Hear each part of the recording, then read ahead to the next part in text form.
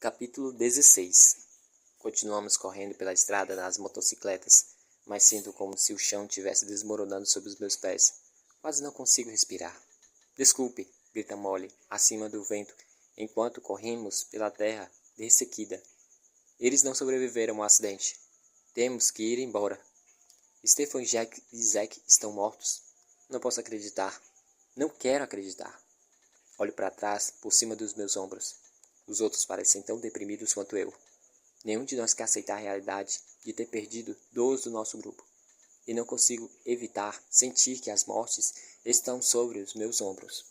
Olho para Ben, pensando que a única outra pessoa no carro que possa ter testemunhado seu trágico falecimento possa refutar a bomba que Molly acabou de me lançar. Ben desmaiou, grita Molly. Ele não viu, mas eu vi. Eles se foram, Brooke. Temos que nos salvar agora. As emoções ameaçam me afogar. Sinto que poderia facilmente ceder à escuridão, abandonar a luta. Brooke, Bree chora da parte de trás. Bree chama da parte de trás da motocicleta. Ouça, Molly.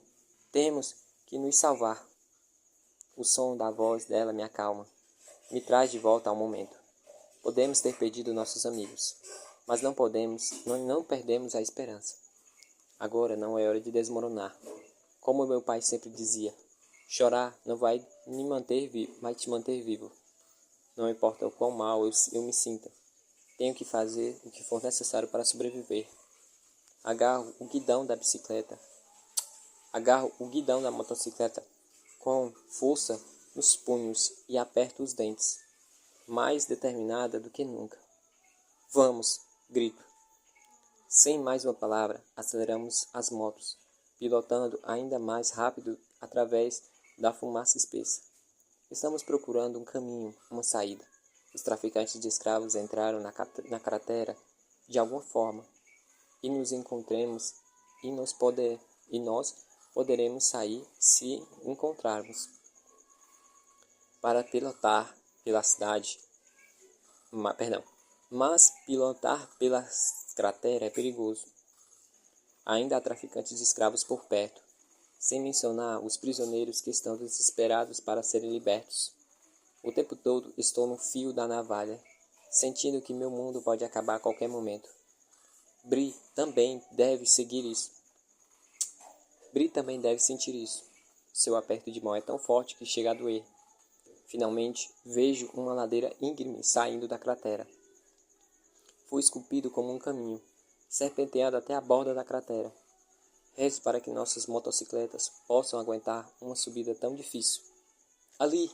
Grito para os outros. Um por um, começamos a subir pela estrada íngreme.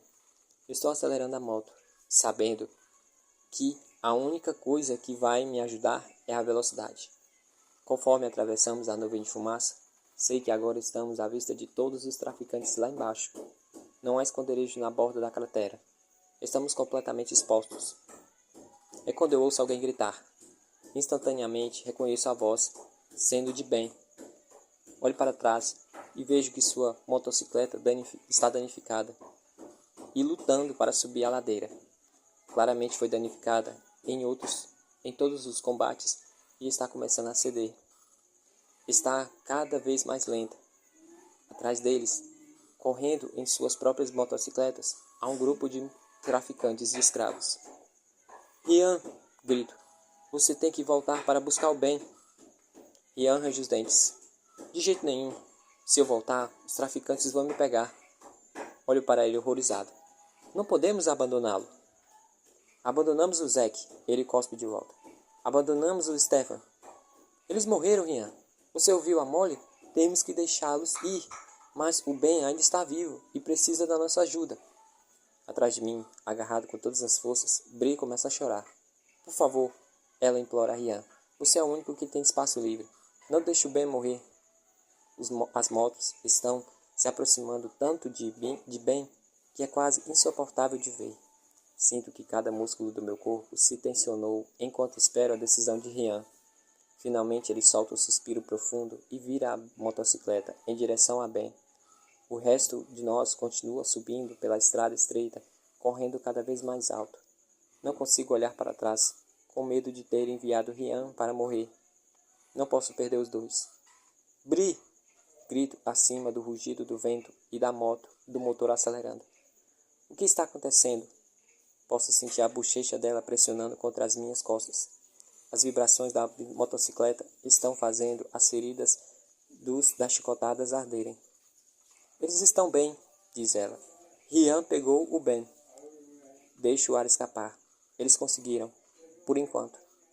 Naquele momento, há uma explosão ensurdecedora. Não consigo olhar para trás, com muito medo de que, se o fizer, desvio da estrada estreita e caio na cratera abaixo. Bri me informa. O Rian e Ben explodiram a motocicleta. Ela chora. O resto dos traficantes foram embora. Eles conseguiram. Estavam livres. Nós conseguimos. O resto de nós, de qualquer forma, estamos livres. Capítulo 17. Viajamos para o sul, seguindo o leito seco do rio Mississippi, cavalgando sem parar. Sei que leva cerca de 8 horas do Memphis ao Houston, e estou desesperado para não parar. Mas todos estão cansados, machucados e exaustos. E finalmente, depois de viajar por 2 horas, até eu tenho que reconhecer que precisamos descansar.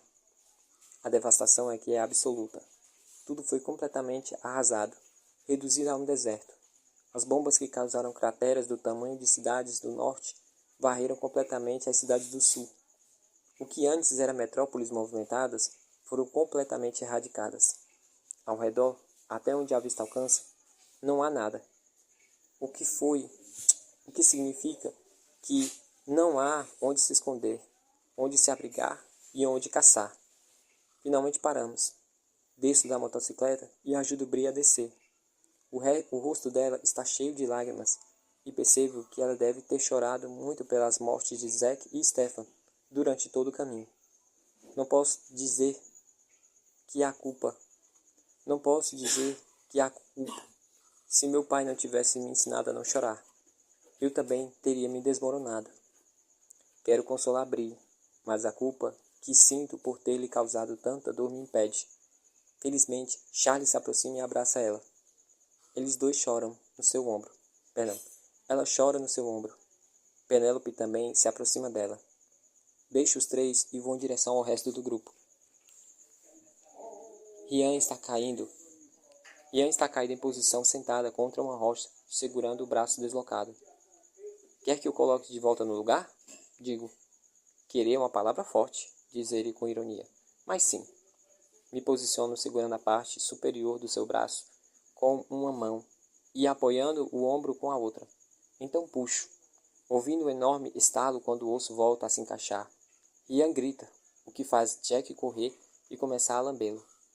Está bem, ele diz com os dentes cerrados enquanto acaricia a cabeça do cachorro. Estou bem, garoto. Ben se aproxima de mim. Lembra quando você fez isso comigo no meu nariz, quebrado? Ele diz. Lembro.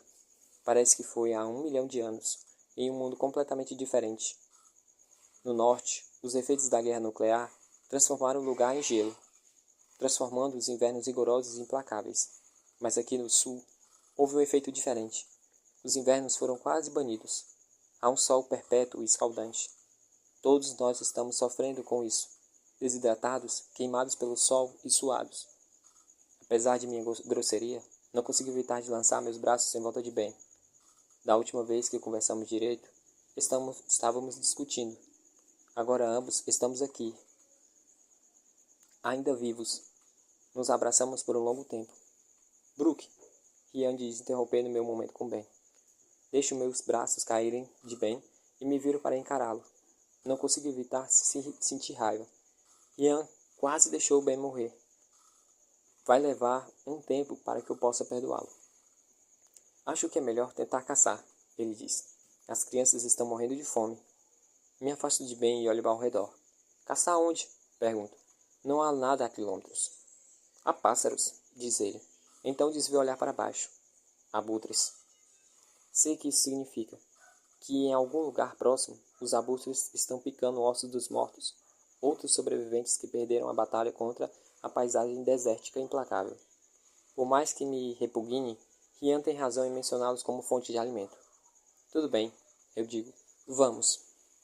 Deixamos Molly e Ben acenderem uma fogueira para que possamos assar o que quer que voltemos, e Rian e eu caminhamos penosamente pelo deserto. Todos os outros pertences foram devolvidos.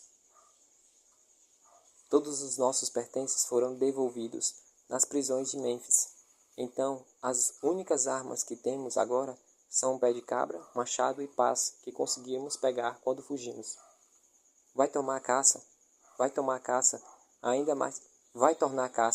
ainda mais difícil, mas não temos outra opção. Também levamos Jack conosco, na esperança de que ele possa encontrar uma presa mais fácil do que nós. Ficamos em silêncio enquanto avançamos, mas depois de um tempo, Rian começa a falar. Sinto muito pelo que aconteceu lá, ele diz. Você quer dizer de ter quase deixado Ben morrer? O desafio. Ele desvia o olhar envergonhado. Sim. Balancei a cabeça, fumegante. Como você pôde? Achei que era uma missão suicida. Não achei que conseguiríamos. Então percebo que Rian fez por mim. Ele achou que voltar para buscar Ben significava a morte certa, mas mesmo assim o fez. Eu deveria estar agradecendo, não repreendendo. Sinto-me envergonhado e finalmente murmuro um pedido de desculpa e seguimos em silêncio. Depois de uns bons 20 minutos caminhando, Rian congela.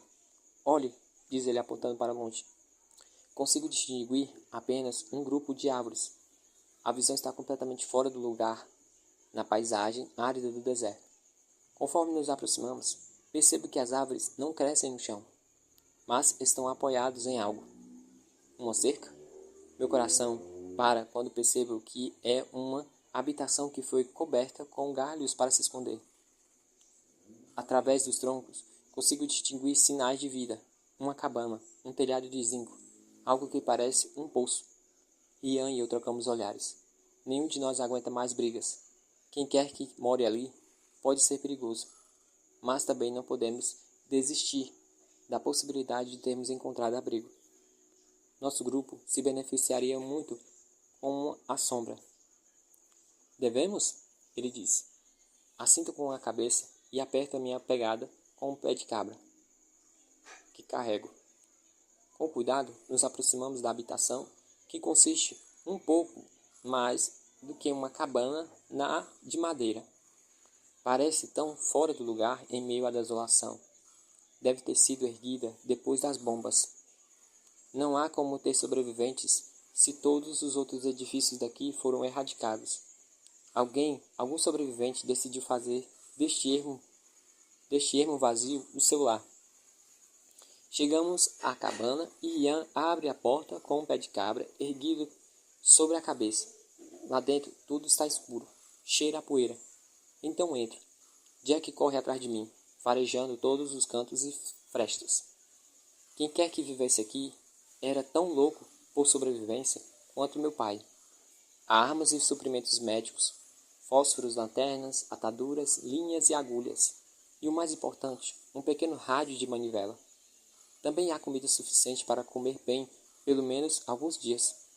Embora agora estejamos perto demais do nosso destino para diminuir o ritmo, ainda assim seria um ótimo lugar para descansar durante a noite. Enquanto Rian parece encantado com um banquete que poderíamos comer, estou mais feliz com a descoberta do rádio. Eu o pego em minhas mãos, sentindo como se tivesse acabado de testemunhar um milagre. Poderíamos usar isso para tentar contactar com a base militar no Texas, por rádio, exclamo, apertando contra o meu peito. Dizer a eles que estamos indo. Consegui as coordenadas exatas deles. Aqui, olhe, diz Rian, olhando Jack. Aqui, olhe, diz Rian, enquanto Jack fica animado com algo. Perdão, eu comi aqui uma frase. Rian parece feliz por mim e pela minha descoberta e sorri encorajador. Aqui, olhe, diz Rian, enquanto Jack fica animado com algo do outro lado. Me aproximo e vejo que há uma escotilha no chão.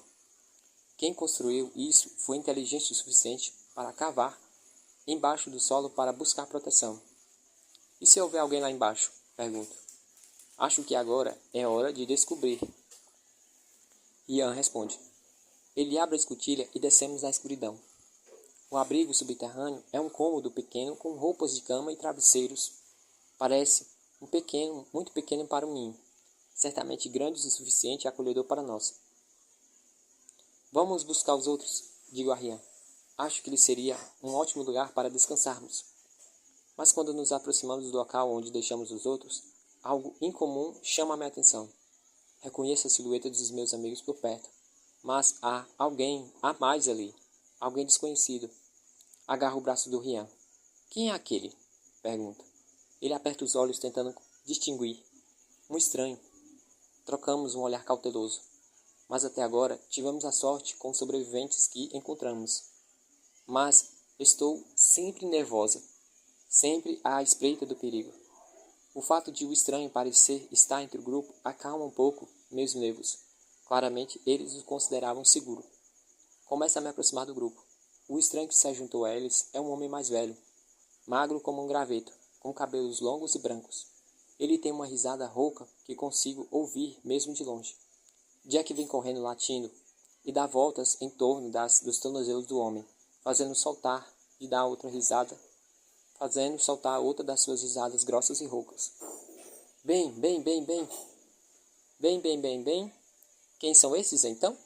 Ouço dizer, enquanto se abaixa e acaricia Jack. Então, ele olha para cima e vê Rian e eu nos aproximando. Bem, olá, diz ele, endireitando-se e estendendo suas mãos sujas. Eu a aperto e sacudo. Rian, com cautela, faz o mesmo. Sou Brooke, digo. E quem é você? Craig, responde ele, apertando os olhos contra a luz. Craig Merriweather. Seus amigos aqui me disseram que vocês viajaram desde Quebec. Assinto com a cabeça. E você, de onde é? Ele dá de ombro. Daqui e dali, mas principalmente daqui. Ele sorri, mostrando uma fileira de dentes podres. Bri olha para mim. Vocês encontraram água para o jantar? Ela pergunta. Estou com fome. Olho para Rian, tentando decidir se revelo nossa descoberta ou não na frente do estranho. Ele assente levemente com a cabeça, como quem diz que acredita que é seguro. Encontramos, digo. Há uma cabana ali, em cima, com provisões. Craig de repente solta uma das suas gargalhadas. Essa é a minha cabana! Ele exclama, batendo no joelho, como se tivesse acabado de contar uma piada.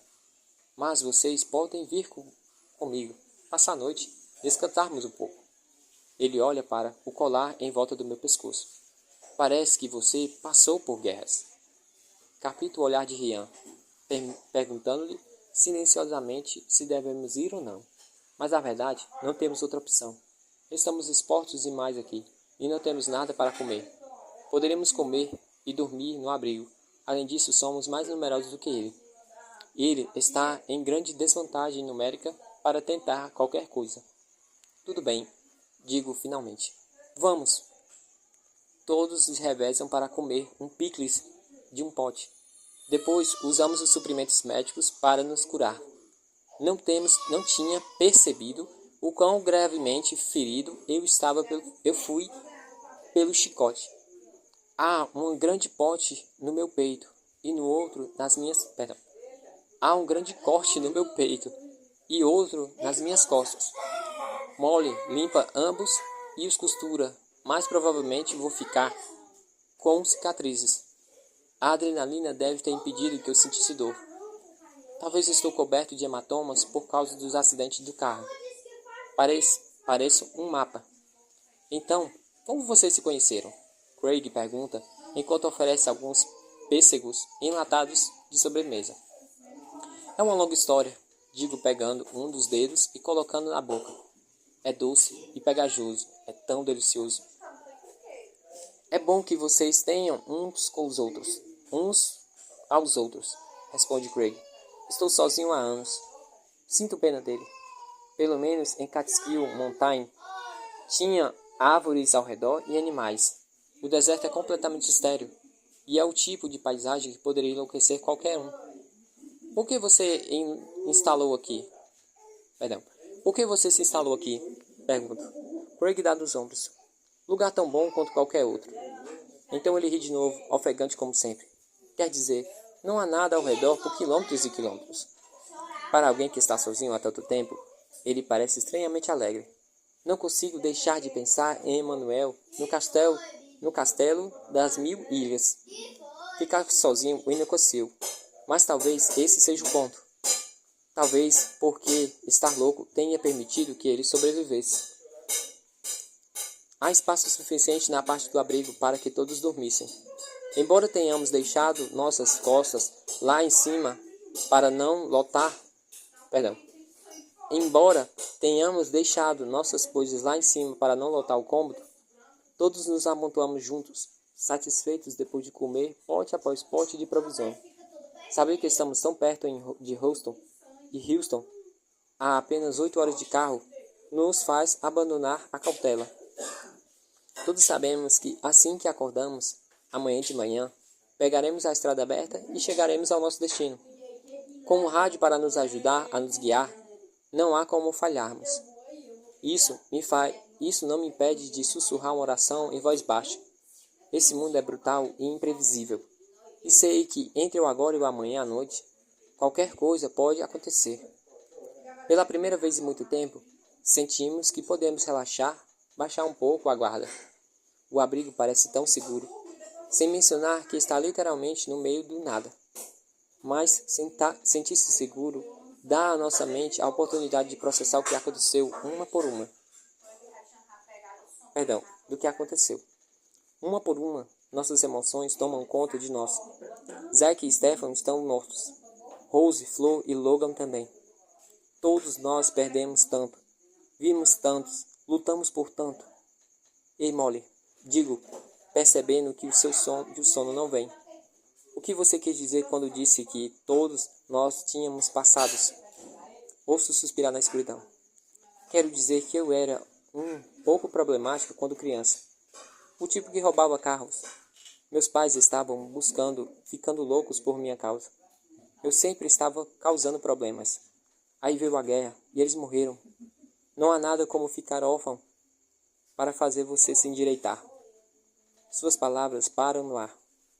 O silêncio cai na cabine enquanto todos processamos o que ela disse. Ei, também perdi meus pais, diz Ian, durante um dos primeiros ataques aéreos.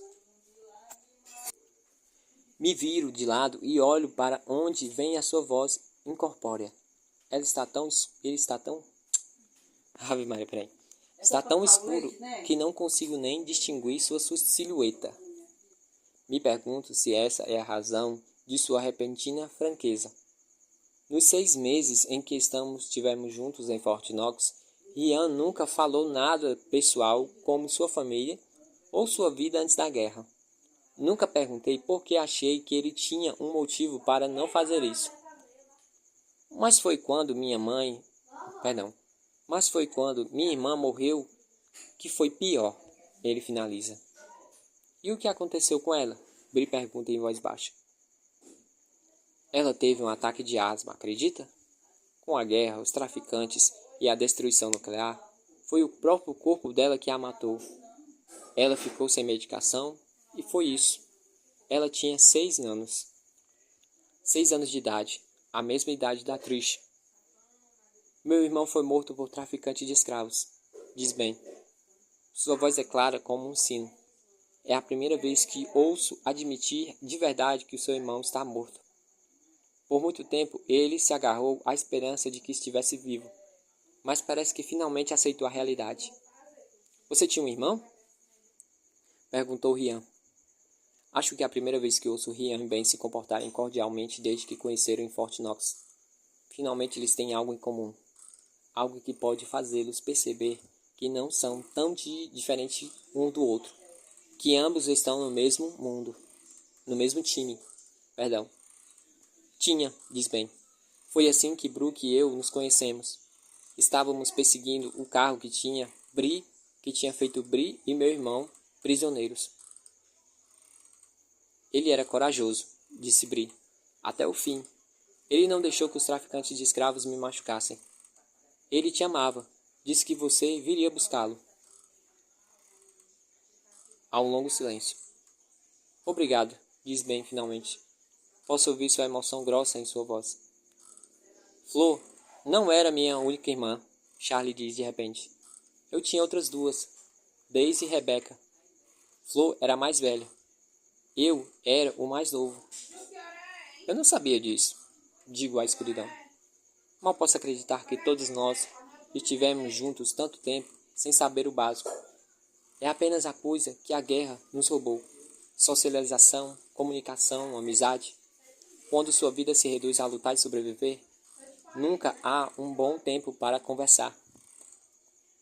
É por isso que Flor queria que eu fosse mais forte. Charlie acrescenta. Ela não queria que eu me levasse como elas. Foram os traficantes de escravos? Molly pergunta. Sim, diz Charlie. Traficantes de escravos. Ninguém pergunta mais nada. Simplesmente o fato de termos conversado parece ter iniciado o começo de um processo de cura. É como se tivéssemos cruzado uma linha invisível, derrubado uma das nossas barreiras protegidas. Nesse horrível mundo aterrorizante, abrir-nos uns com os outros sobre o nosso passado foi uma das coisas mais assustadoras que fizemos. Apesar de nossa exaustão, ninguém dorme bem naquela noite. Bree acorda várias vezes, suando e gritando. Ela costuma ter terrores noturnos o tempo todo, quando vivíamos sozinhos nas montanhas. Mas eles cessaram quando estávamos em Fort Knox. Sinto-me terrível por colocá-la em uma posição que ela volta a ter medo. A única diferença agora é que ela tem Charlie para consolá-la. Não consigo evitar sentir uma pequena pontada de ciúmes quando percebo que agora ela se apoia mais nele do que em mim. Em parte, isso se deve ao seu crescimento e à sua independência. Ela está começando a perceber que não pode confiar em mim para sempre. Mas também, em parte, por minha causa, pela maneira como tive de fechar minhas emoções para superar tudo. Passei tanto, não me resta nada para dar. Enquanto jazia na escuridão, minha mente refletindo sobre tudo que passamos, percebo que me tornei o soldado que meu pai sempre quis que eu fosse. O filho prático, duro e sem emoção que ele nunca teve. Mas também sei que no meu exterior sem emoção só dá para durar um tempo. Não vou conseguir mantê-lo para sempre. Um dia, toda essa dor do coração vai me atingir de uma vez. E quando isso acontecer, chorarei lágrimas o suficiente para encher o Mississippi novamente. Capítulo 18. Quase me surpreendo quando acordo na manhã seguinte, ainda viva e inteira. Nenhum desastre aconteceu durante a noite como eu esperava. Até a conseguir dormir em algum momento. Ainda estou com o colar de metal pesado que o traficante de escravo colocara em mim e não tenho ideia de como vou tirá-lo. Não posso exatamente pedir para que Molly pegasse seu machado. É irritante e incômodo, mas é apenas mais uma dor persistente que vou ter que suportar. Meus ferimentos doem quando começo a subir a escada. Quando chego à escotilha, empurro para cima com as minhas mãos e descubro que está emperrada. Empurro de novo, colocando mais força, mas ela não se move. Começo a entrar em pânico. A escuridão no abrigo parece me envolver de repente, e o ar parado parece ficar ainda mais quente. Não consigo evitar pensar na cela de prisão em que Ben e eu ficamos trancados na Arena 1 há tantos meses. Finalmente encosto meu ombro na escotilha com força suficiente para que ela ceda. As dobradiças rangem quando bato minhas palmas contra ela. Rapidamente subo a escada e a visão que me espera me faz gritar de desespero. Tudo sumiu. Das tábuas do chão abaixo de mim, posso ouvir as pessoas acordando, se agitando para chegar à escada e descobrir o que está me fazendo gemer. Rian é o primeiro a sair do buraco. Ele olha para onde estou sentado, encolhida no chão, com uma expressão de alarme no rosto. Ele levou tudo? Eu choro. Ele levou tudo, eu choro. Craig, ele roubou tudo. Os outros começam a sair do abrigo subterrâneo e olham ao redor. A sala vazia com consternação. A comida, as armas, as nossas mochilas, tudo sumiu. Então percebo, com uma desesperança ainda maior, que o nosso mapa também foi levado. Rian se aproxima e me puxa para ficar de pé.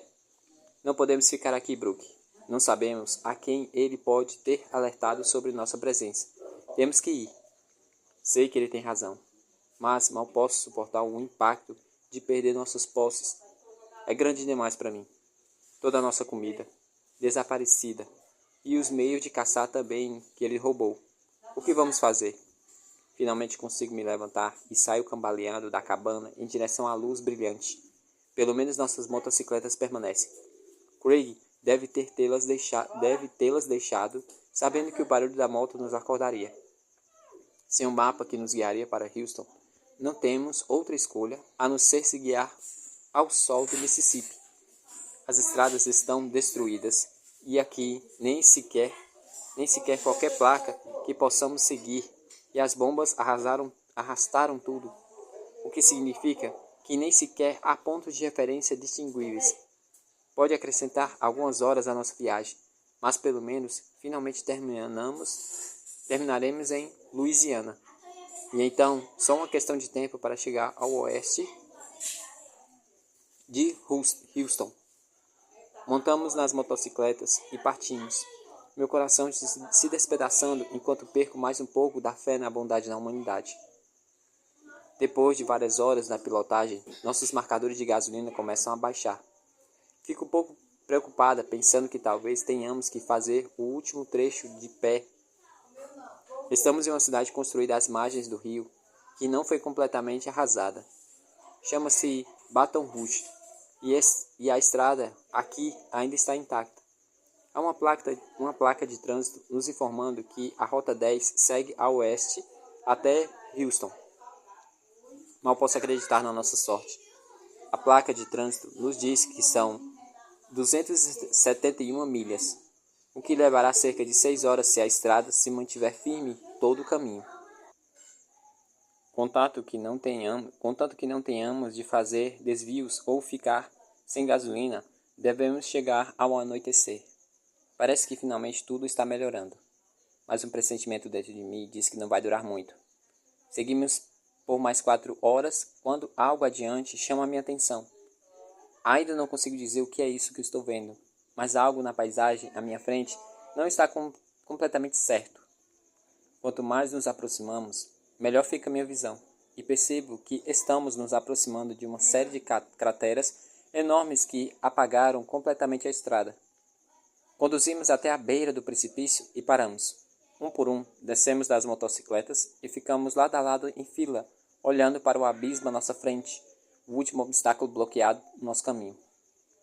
Parece o Grand Canyon, diz Bree. Não sei como ela conseguiu embelezar isso. Para mim, parece uma cicatriz na terra, uma ferida da guerra, uma ferida que nunca vai se curar, arruinando violentamente o mundo. Não consigo evitar a decepção que me morde. Estamos a menos de 2 horas de Houston e agora enfrentamos outro desvio enorme que pode acrescentar, quem sabe, quantas horas à nossa viagem. Estamos tão baixos de gasolina que nem sei se as nossas motocicletas aguentam sair da roda novamente. A última coisa que precisamos é ficar parados e ter que seguir a pé. Seria uma crueldade do destino nos pregar essa peça quando estamos tão perto da fronteira com o Texas. O que vamos fazer? Molly diz. Não podemos contornar isso. Parece estender por milhas. Ela está certa. A cratera continua e continua, até a vista alcança. Vamos ter que encontrar um caminho para descer, eu digo. Você quer pilotar através disso? Rian me pergunta, com uma sobrancelha levantada. É a radiação? Acrescenta bem. Vai ser pior lá embaixo.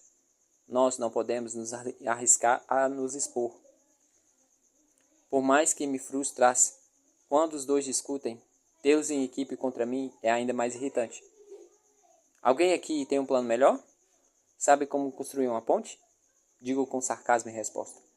Quando encontro um muro em silêncio, acrescento. Acho que não. E com isso, voltamos a subir nas motocicletas e começamos a pilotar lentamente pela borda, procurando um lugar por onde possamos descer. Mas essa cratera não é o lar de uma comunidade de traficantes de escravos. Ninguém esculpiu um caminho para motocicletas. na borda da cratera. É apenas um buraco afiado e irregular, aberto pela terra como uma bomba nuclear. Se tivéssemos um pouco de corda, poderíamos tentar atirar uma flecha contra ele, diz Molly. Tenho certeza de que isso só funcionaria nos desenhos animados, digo a ela. Além disso, tem a questão de não termos corda nenhuma. E se abandonarmos as motocicletas? Bree diz atrás de mim.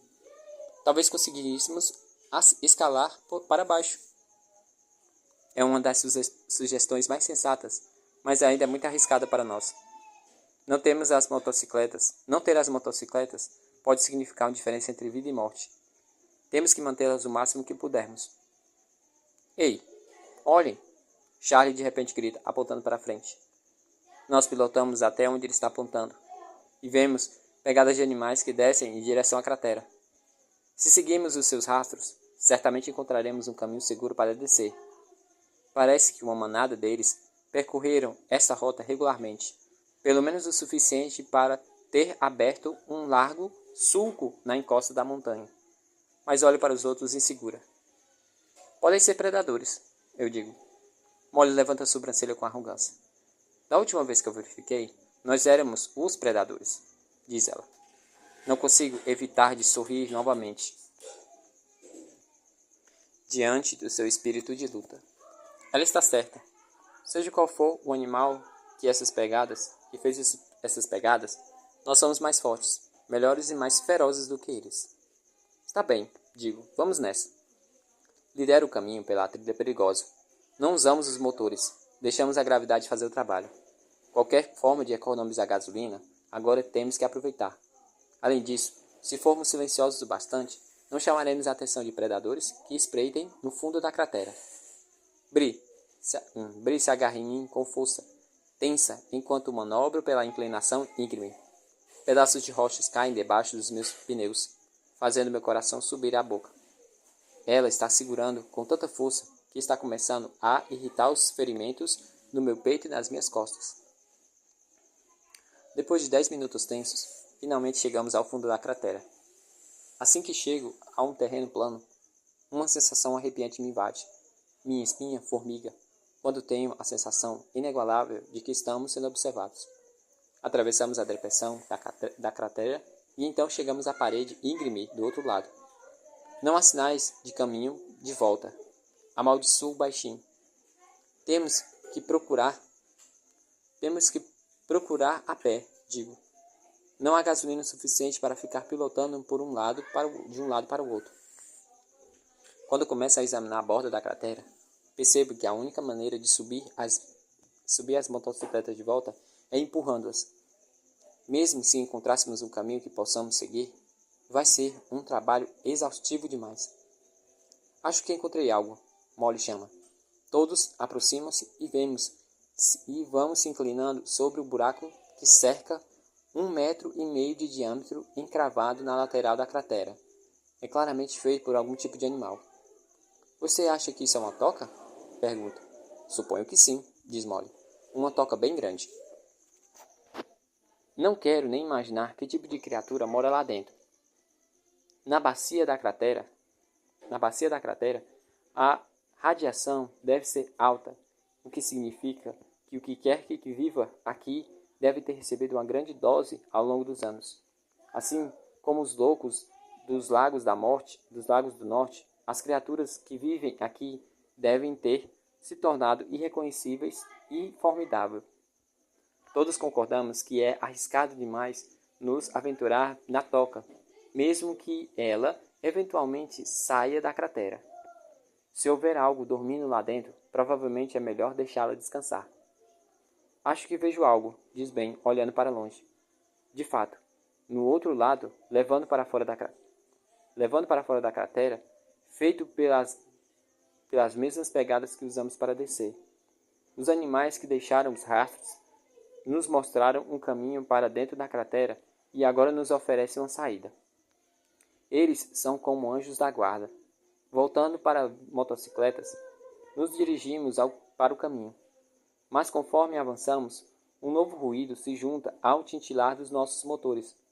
Jack e Penelope ficam subitamente alertas, suas orelhas ariçadas e os dentes à mostra. Que barulho é esse? Grito para os outros. Paramos e desligamos os motores, e assim que fizemos, o som se torna perceptível. Não há dúvida, é o uivo de lobos, e esse está perto demais para o nosso conforto. Penélope e Jack imediatamente se juntam aos uivos. Bree tenta acalmar Penélope, mas é inútil. A pequena chihuahua está tentando parecer feroz. Rápido, digo. Temos que ir, mas é tarde demais. De repente estamos cercados pelas criaturas mais repugnantes que eu já vi na minha vida. Parecem cães selvagens, mas a radiação que elas absorveram por viver na cratera deformou seus corpos. Suas espinhas estão curvadas para cima, fazendo parecer mais hienas do que cães. Seu pelo está caindo em alguns lugares, sobrando de forma grotesca apenas carne. Tumores crescem sobre sua pele. A saliva escorre de suas mandíbulas com um fio grosso, e seus dentes são como São como as garras de tão enormes. Acelero o motor da minha motocicleta, esperando que o barulho os assuste, e começo a dar voltas e mais voltas em círculo, tentando cansar as criaturas para que fiquem lentas o suficiente para serem atingidas. Os outros fazem o mesmo. Os lobos perseguem nossas motocicletas, suas mandíbulas ansiosas se estalando, tratando aquilo como se fosse uma brincadeira, como se não passassem de filhotes. Isso me lembra Sasha, nossa velha cadela de estimação, e o jeito com que ela brincava de lutar comigo. Fico quase aliviada que os traficantes de escravos a tenham matado. Eles a pouparam desse destino, de se tornar uma criatura grotesca, cancerosa e assassina. Estamos queimando rapidamente a gasolina que nos resta, e os cães não mostram sinais de desacelerar. Queria que houvesse algum lugar para pilotar e sair da cratera, mas é íngreme demais. De repente ouço um grito. Olho para trás e vejo a motocicleta de Molly derrapando enquanto ela e Charlie caem no chão. Charlie! Bree grita. Os cães lobos se lançam sobre eles imediatamente. Viro minha motocicleta e corro em direção a deles. Felizmente, eles se assustam e fogem. Salto da motocicleta e corro para onde Molly e Charlie estão caídos no chão. Molly se encolhe sobre ele, protegendo-o com todo o corpo. Eu a agarro pelos ombros e rolo para trás. Há uma grande poça de sangue ali. Charlie foge e voa novamente diretamente para os meus braços. Charlie foge e voa diretamente para os braços de Bree. Molly jaz ofegante, rangendo os dentes em agonia. Os cães fizeram um buraco na panturrilha dela, tão profundo que posso ver o osso. A visão revira meu estômago. Ryan tira a camisa e usa como curativo. Mas ela se encharca de sangue em questão de momentos. Ele me olha com seriedade. Não podemos ficar aqui, digo a ele. Pode haver mais animais esperando para nos atacar. Você consegue andar, Molly? Ela tenta ficar de pé com uma perna mordida, mas no momento em que coloca peso sobre ela, grita de dor. Olho para a face escarpada da cratera. Não só vamos ter de escalar, mas vamos ter que carregar Molly. Não há como empurrarmos as motocicletas enquanto carregamos ao mesmo tempo. Vamos ter que abandoná-las. De agora em diante, vamos andar a pé.